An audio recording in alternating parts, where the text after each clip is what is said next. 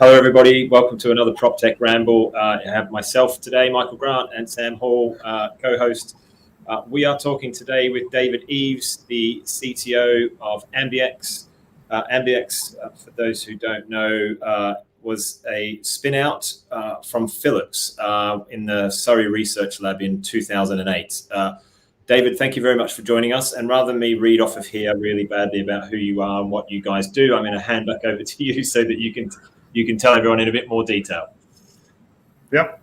Well, hi, Michael. I'm pleased to be here. I'm basically a software engineer by initial training. I specialised in artificial intelligence many years ago and joined Philips Research Laboratories in Surrey in the UK and spent 18 happy years there doing all kinds of things to do with sort of entertainment and interactive systems over the years. So in the early days, I was involved in sort of the early part of the gaming industry, also in areas around internet services, very early on with things that were going on in Silicon Valley. Moved into the area of mobile technologies, which then in turn took me on to work on a lot of stuff to do with wearable electronics and sort of personal entertainment systems and things like that, and lots of interesting stuff, but nothing to do with lighting in those days. And eventually it led me into looking at sort of augmented reality and virtual environments, and we came up with an idea for creating a language for describing real-world experiences and creating multimedia experiences around games, films, music, and bringing that out into your home and other sort of places and spaces, entertainment spaces. And really that was the beginnings of what became amBX. And so within the research lab, we developed that within Philips, but in 2008, we spun that out as our own business. And in those early days, still very much focused on games and entertainment experiences. And at that time, that's pretty much where the LED lighting industry was, and it was a big part of what we did. So while we were doing sort of quite a range of sort of multimedia, lighting became more and more a key element of that. So amBX really grew then into a lighting control business based on software. So and we've developed a extremely sophisticated sort of smart lighting control system that increasingly we're using for managing smart building systems, and really it's a sort of IoT platform, because it's not just about lighting, it's also about interacting with sensors and other data, and very much about interoperability into the kind of IP and IT domain, as well as just the control of the lighting experience itself.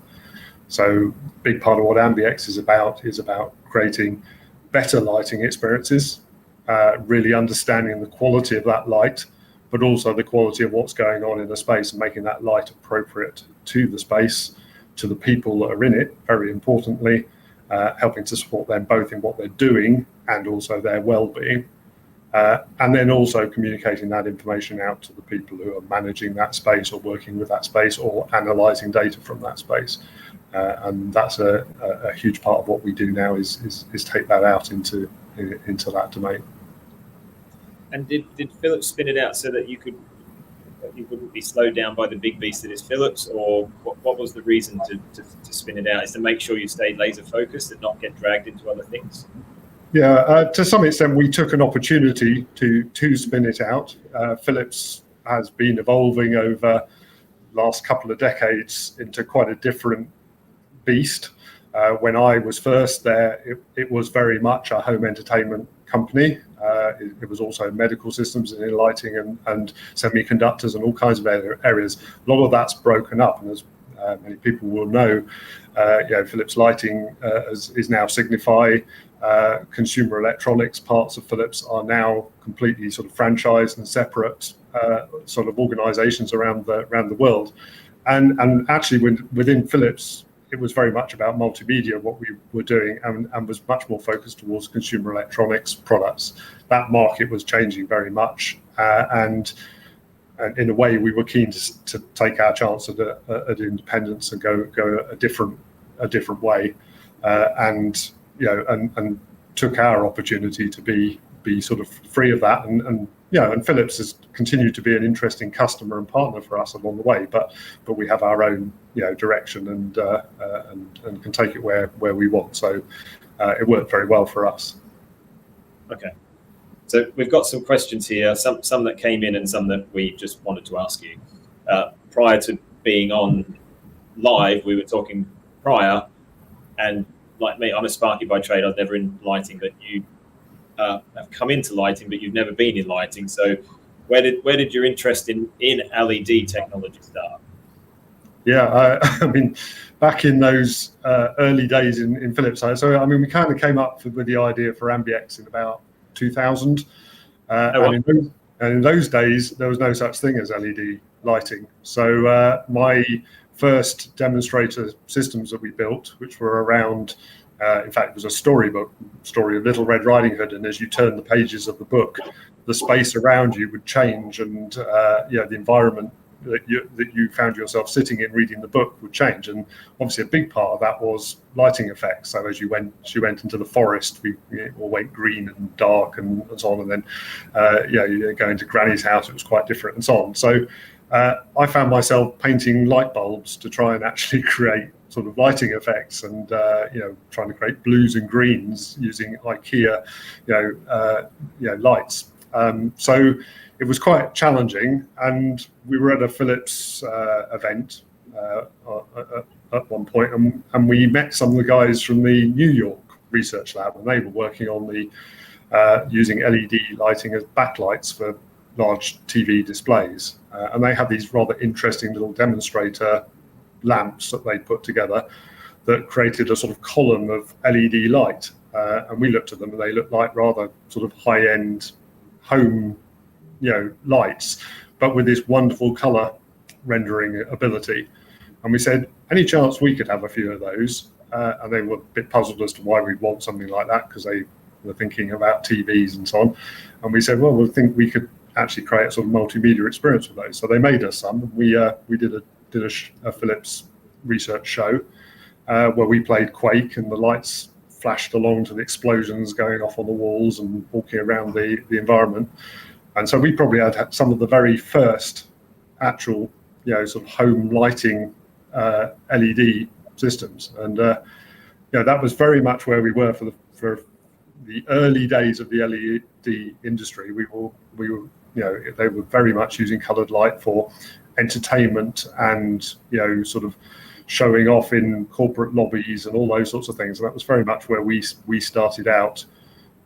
Giving better control for those sorts of environments. But I've sort of lived my LED life in parallel to the amBX life as we've developed the product, and and LEDs become a sort of mainstay of corporate buildings and then domestic environments and so on. We've kind of gone alongside that, and the amBX product has kind of evolved with that market. So. Was the product that was integrated with the TVs called something like Ambilight, or was my memory making that up? Yes, that's right, Ambilight, and you can still buy Ambilight TVs to this day. And actually, I'm one of the original inventors of the concept. And amBX is actually a different sort of process that different part of the business that spun off from that. So that was taken on by a different part of Philips, went off into their TV division and became Ambilight TVs. We felt that there was something a bit more that could be done in terms of controlling and managing the lighting experience rather than just detecting what was on the screen and reproducing it. We wanted to take it that little bit further. So we went off on our own track, but I'm very proud of that as an idea that led to something quite interesting out there. Yeah, that's very cool. That's very cool. So the next question is, how exactly does lighting impact comfort in the built environment? This is a big question, but you're probably better placed to answer than most. Yeah, well, again, back in those days, I think we didn't really understand just how important it was. I think lighting been pretty much taken for granted for many years. And I mean, coming out of Philips, who, inventors of the light bulb. I mean, the last 100 years, people have pretty much seen lighting as a way of lighting up dark buildings so you can see what you're doing. And it was, and around that time, people were starting to realise that, that there were, seasonal, effect disorder and so on, where, if you didn't have enough light, people were feeling pretty unhealthy and so on, but not really understanding quite why. But the science advanced really quickly over recent years, and now we really actually understand just how important lighting is, not just to what are you doing, but actually how well you are and how well you live and sleep and so on, because it actually affects your physiology. We evolved under sunlight. Our entire body cycle is, as it turns out, managed and manipulated by the light we're exposed to. And then a few hundred years ago, we started living in dark buildings and actually affecting our very health and well-being by restricting our natural body rhythms based on lighting. And then we got even more sort of difficult on that, because we started to mess with the lighting patterns even further by creating our own artificial light. And so the fact that we now understand just how important that is to our physiology, as well as our ability to act and do things, means that we really should pay a lot more attention to it. And I think that's, within the built environment, we can really, we're just at the start of finding out how light can really improve, the way we live, and our own personal health. We can work with those body cycles, and I think we can even enhance what we do. So in the same way we use light to sort of extend our day, and we don't all have to go to bed just because it gets dark. We can get on with things. We can also use light to actually improve the way we feel and the way we act, and certainly some medical conditions and so on are very much affected by our body cycles and our ability, and we can use light to support that. Yeah, I think I seem to remember reading a paper a few years ago about how using lights that can mimic circadian rhythm for people with dementia can significantly improve their memory retention, because that's part of that breaking of the cycle that has been linked and correlated. Maybe not causation yet, but well, absolutely. I think more and more is being found every day about what we can do with light. Some of it comes through the eye. The ganglion cells found in the eye very recently, are actually sort of hardwired into this body clock. But it's not just in your eye; it's through your skin and through your whole body. So, there's a lot going on, and a lot of different cycles and different elements of how your body works is essentially linked to the 24-hour cycle of the Earth turning.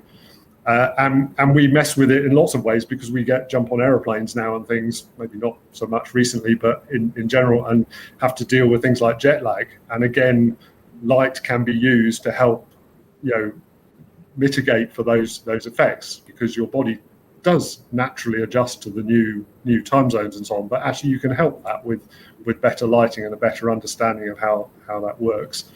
And you mentioned dementia. We do a lot of work in care homes, and we provide what we call circadian supportive lighting into those spaces. We make sure that the certain wavelengths in the blue area are managed during the course of the day, both to activate people in the morning and actually bring their body clocks up to speed, as it were, but also later in the day not to disrupt the pattern of actually preparing to sleep and so on. And you mentioned patients with and residents in care homes with dementia. It's very important for them, because they can't manage their own body cycle. They don't self-manage. They don't know necessarily when to eat, when to sleep, and so on. And those environments are very unnatural. If you spend many hours isolated away from natural light, body cycles do just go completely out of sync. And one of the big problems in care homes is that a lot of the residents are up in the middle of the night. They often snooze during the day and then wake up during the night. And that can be very hard work for staff, other residents, and of course their own well-being. And what we've seen with the care homes we put our circadian supported lighting in is that essentially you solve this kind of sundowning problem, and that you can bring residents all into the same cycles and so on. And so nighttime is nighttime, and people are sleeping, and patterns are less disrupted, and staff can go about a much more structured day, and people can have meals at the same time and so on. It's very, very effective, and only the last few years we've really understood the importance of this. It's coming out. It's the last question I'm going to throw up the list because we can.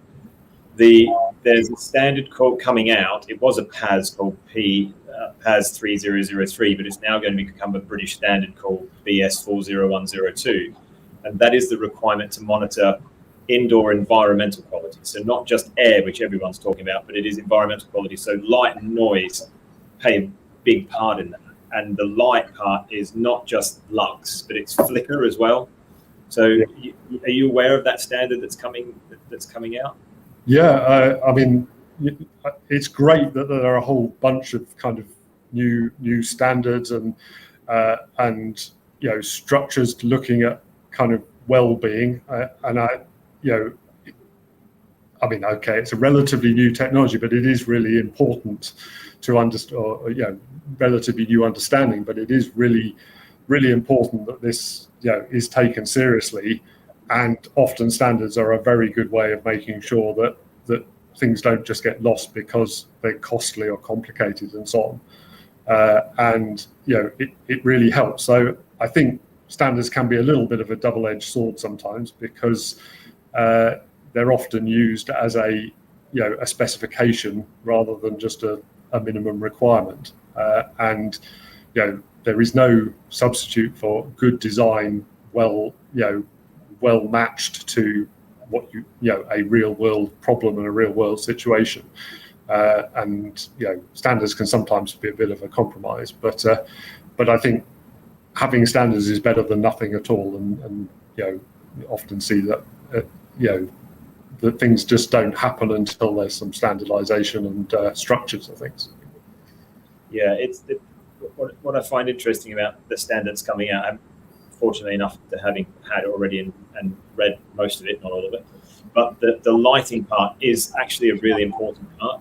It's not just the measurement of lux and flicker, but about task-orientated lighting. So people at desks, so just like the LEDs that Sam and I have above our head, sometimes aren't enough for people doing a task. Having an additional light on their desk and having a certain amount of lux at the desk level, because not everyone has, up-to-date lighting. Fortunately, we do, although I think ours could always be better. But if it's quite dark, when you're doing task-orientated work, having that extra additional light on your desk, number one, they rate that quite highly in the standard, but number two, the way it helps people and the change of, not mindset, of course, but the way they're feeling, it is actually can be quite dramatic. Yeah, I mean, what you're saying, absolutely. A key to this is that lighting needs to be appropriate to the task and the situation, and that works both ways. I mean, when you're trying to concentrate or you're trying to do something very detailed, if you're a heart surgeon, you need 2,000 lux, not 500. And if you're doing a task where you're trying to concentrate, it's very important. The quality of the light, as you say, lack of flicker is important, but actually variation in light can be important. And we do typically, in office environments, end up under a very sort of monochrome, static light, and that is also something that's very hard to concentrate in. It's you actually having variation and change can be important in light, and that can really help concentration, creativity, etc. and as we were talking about earlier, the color temperature, the circadian supportive element, the time of day is very important. But beyond that, you also get to the point, and this is very hard to capture in standards and so on, is your age, your gender, your ethnicity, your background may mean that you have different lighting requirements, expectations, body cycles, etc. I mean, we tend to, even in the circadian space, always reproduce a Western European view of the circadian cycle. Well, that's not actually how daylight changes at the equator or in Scandinavia or whatever. And different people's ethnicity and where their physiology developed is affected, but may be different, and therefore they actually will find that they need a different form of supportive lighting. So it can be a bit more complex than just what can be captured in a standard. And I think it's very important that we start to understand that and provide more sophisticated solutions that can adapt and work with that. But this could be very interesting for that. We've got Aussies, South Africans, people from Poland, people from West Indies, people from South Africa. I've already mentioned South Africa. Yeah. Everywhere, like all over. So ours could be an interesting one to try and get that going. We have like mini pockets everywhere. I know even within my set of friends, I used to work in a lighting company, so I had all sorts of trial lights in the house. One of my friends used to, when we were working from home, he used to light at like 6,000 Kelvin, like basically like blue. It was ridiculous. I'd go in, I'd cause me pain, whereas that's what he liked. Whereas I'd be like 2,000 Kelvin, and I'm like way over on the warm side. So even within, just I guess my group of friends, then it's you get different personal preferences that you need to get that the peak performance, I suppose.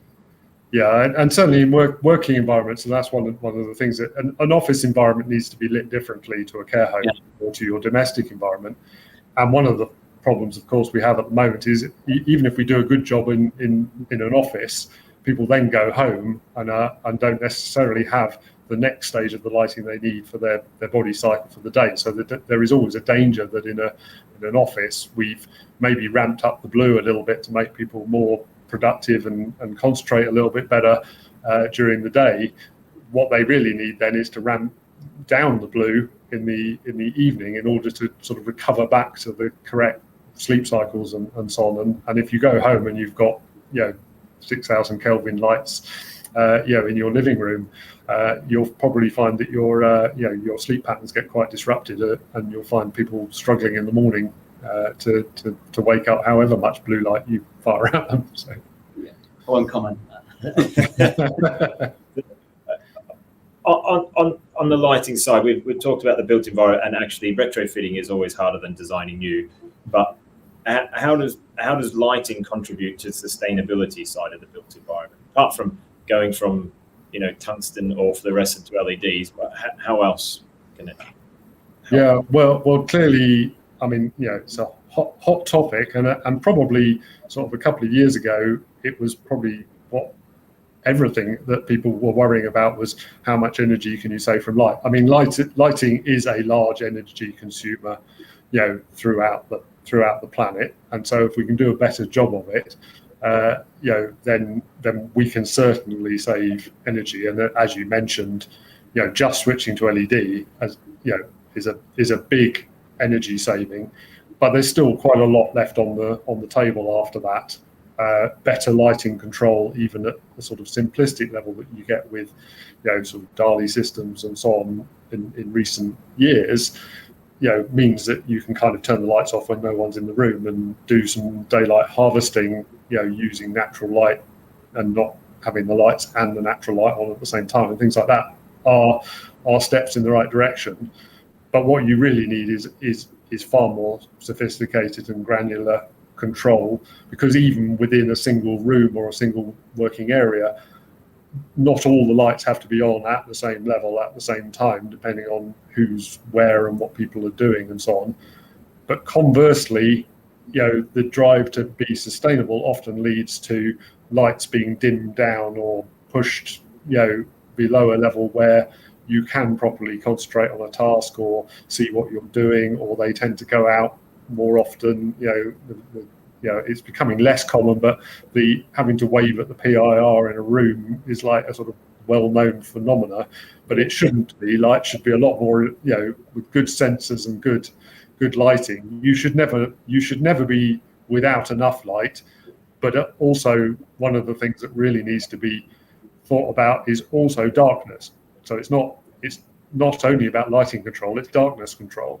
And we can be better at that. The number of times we look at buildings and we just see them blazing away, in the middle of the night and so on, is ridiculous. But actually you can manage lower lighting levels and you can create more texture and you can take energy usage out. So there's a lot still to be done with better, management of light.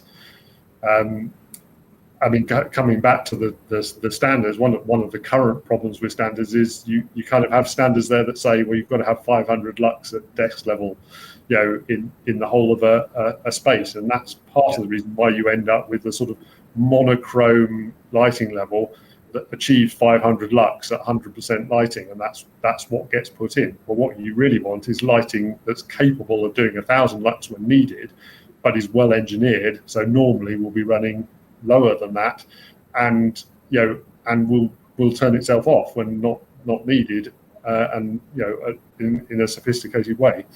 That's possible to achieve now with technologies like ours, but it's not the norm yet, and I think that's where we've got to get to. So brings up a good question that is here. Have you seen an increase in developer and owners thinking more carefully about lighting and lighting design within their building? So, this is I'm a Sparky by trade, an electrical engineer, and lighting is actually, you can do a hell of a lot with lighting and you can make it very cool. But have you seen a change in owners and architects and designers spending more time on lights rather than just the way they look, like actually the light that's coming out? Yeah, definitely.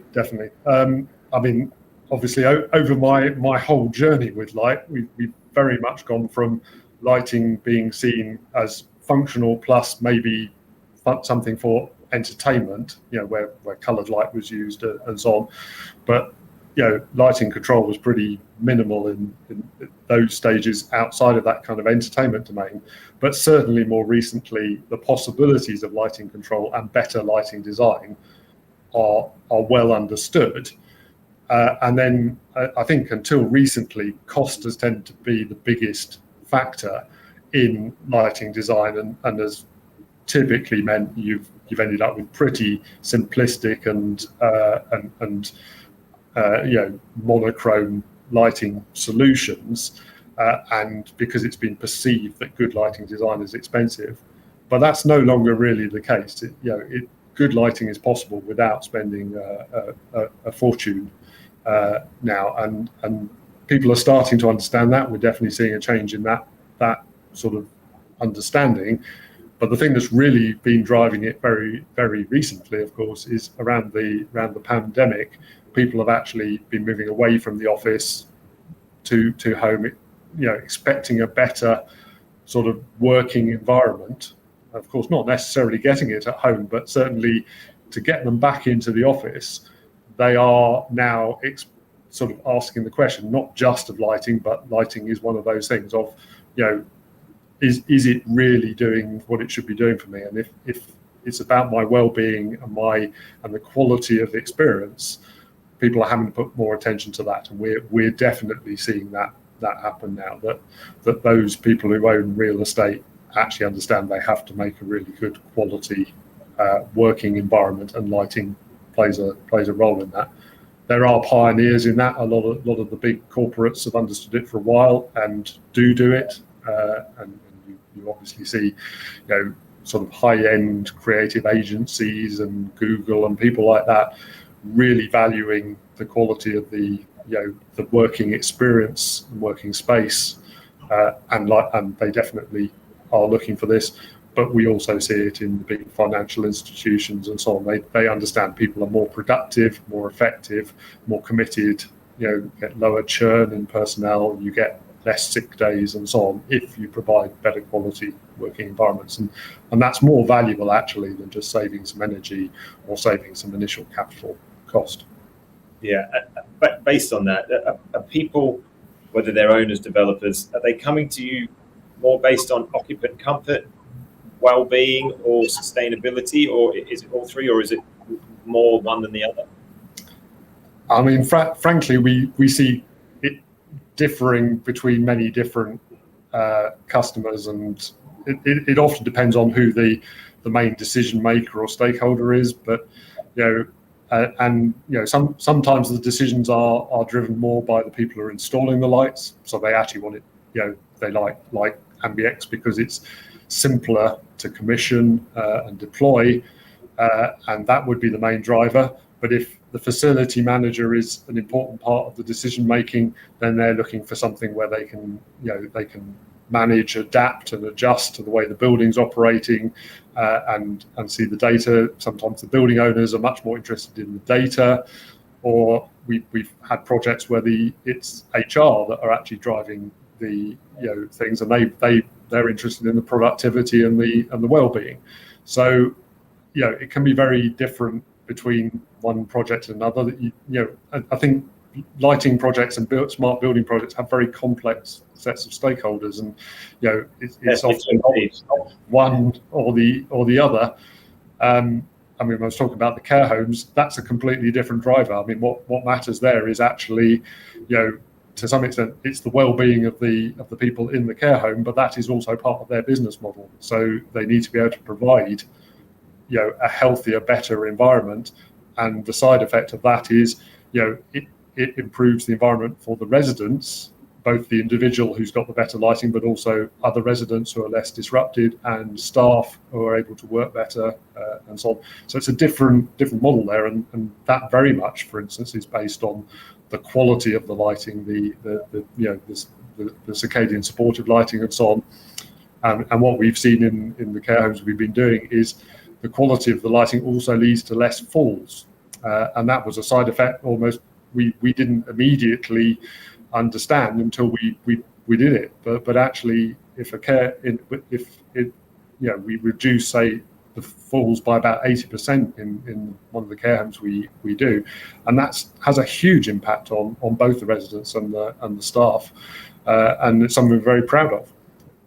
Yeah, that's a great outcome. I would have thought lights would have reduced falls. That's very cool, actually. Yeah. So, lighting in the built environment. Where do you see it going next, or are you guys being pulled in one direction? What are you seeing from the built environment? We stick to kind of the people who are mostly listening to this. My children probably like to put me in a care home sooner rather than later, but I'm not there at the moment. If we think about the built environment, where's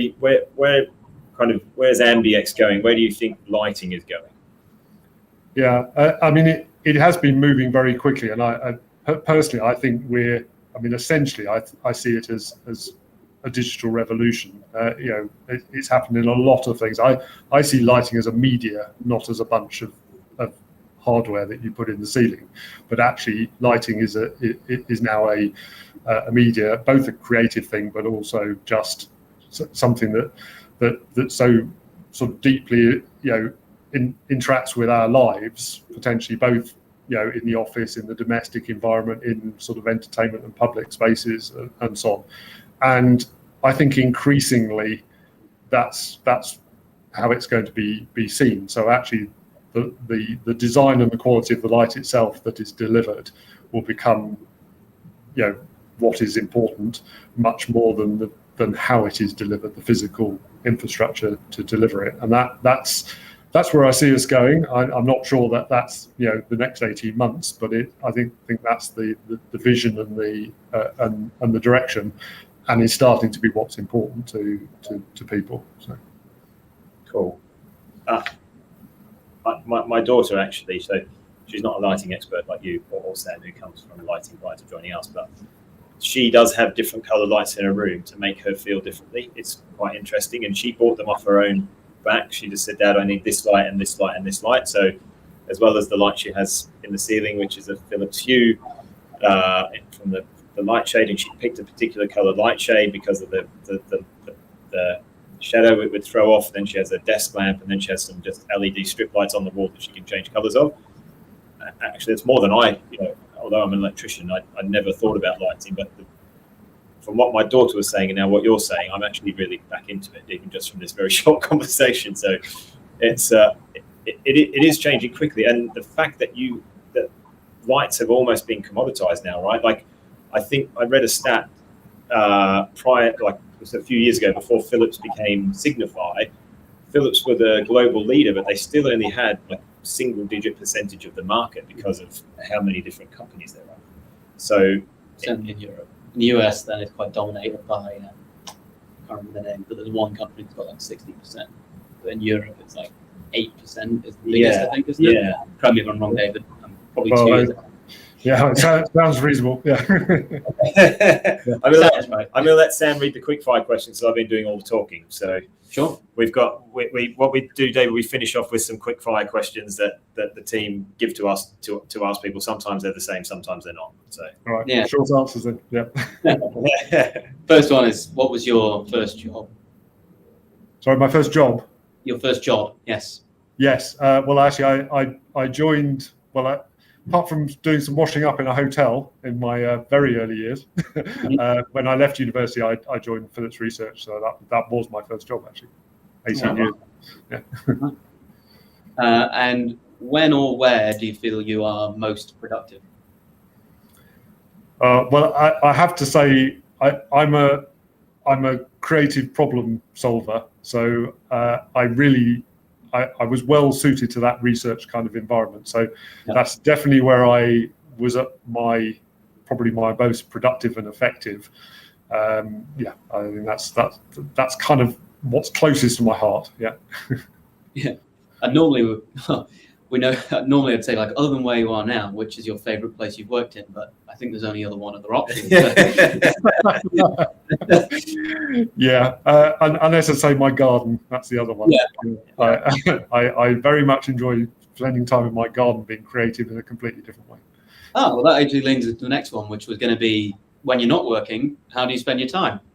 All right, well, that's part of it, and my other big thing is badminton. So I play badminton pretty seriously. So yeah, nice. We'll have to have you can't see. I haven't played for many years, but we'll have to have a game. All right. Cool. My uncle was the badminton coach for Zambia, like about 30 years ago. It's a very long story. We won't go into it now. Right. And do you think that all buildings should be smart? Pretty much all. I mean, I guess there are, there might be some exceptions, but yes, I think one way or another, everything from a car park to a shop, etc., should be smart and should know what's going on and be able to respond and react and be dynamic and reactive to. I mean, essentially, it should be about what's going on in it. So it should support the people within it, those who work there, those who are visiting, those who are managing the building. That's what's important. It's not actually about the building, itself. It should be about the people using it and what they're using it for, and it be effective for them and sustainable. Well, I'm sure that buildings now are surely much smarter than they were 30 years ago, and so hopefully in another 30 years we'll look back at how we have buildings now and think, geez, that seems a bit stupid. Yeah. Well, I have to say, I think even in 10 years that no one will believe the sort of lighting that we put up with now. I mean, it's already the case. We look back at those flickery fluorescents and think, that was terrible. But actually, given that we now understand why that was terrible and what damage it was doing to us actually through our physiology, that will not be acceptable. The way we light our homes and things will have to change radically, because you'll sleep better, you'll live longer if you actually improve your lighting, and we didn't really know that until a few years ago. Yeah. And finally, knowing what you know now, what advice would you give to your younger self? Well, that's a toughie. I mean, I actually really enjoyed my journey to where I am now, and so I wouldn't change anything. But if I look back, I've made plenty of, with hindsight, there are plenty of false starts and false directions have gone in. So there's lots of advice I could give on how to do things better, but actually you have to learn by making those mistakes and going there. So I'm one for I've enjoyed the journey, and I wouldn't really change it until having done that. So. Yeah. That's really good. I'm not sure how many people can say that, but from talking to you, I can imagine that is 100% the case. And I imagine after we finish, depending on how many people in the office and not in the office are watching this, we're going to have to do something about our lights sooner rather than later, because they are just white lights. Yeah. Well, talk to us. We might be able to do you. We'll come to you, fix the lights, have a game of badminton. We expect Sam to be good as well because of his grandfather. But he was halfway across the world. Yeah. Cool, David. Thank you very much for joining us and for the time. I know, actually, for me personally, it's got me thinking a hell of a lot more about lighting than I had done previously. Although I'd read part of the BS 40102, which was the lighting part, to understand what they're doing. It is really interesting about the way it affects your body, the way it affects you from morning, noon, and night, and sleep patterns and everything else. It is big, and there's a hell of a lot more behind it than I think most people listening and who will watch this actually realise. Cool. Well, I'm glad I was more interesting than a standards document. Oh yeah, no. It's taken me a long time to read that standard document. I do not read it if I'm tired, because I don't get very far. Oh well, that's another way of improving your sleep. Yeah. So. Yeah. David, thank you very much. Appreciate your time. Yeah, Thanks, David. Cool. Thank you, guys. Bye. Take care.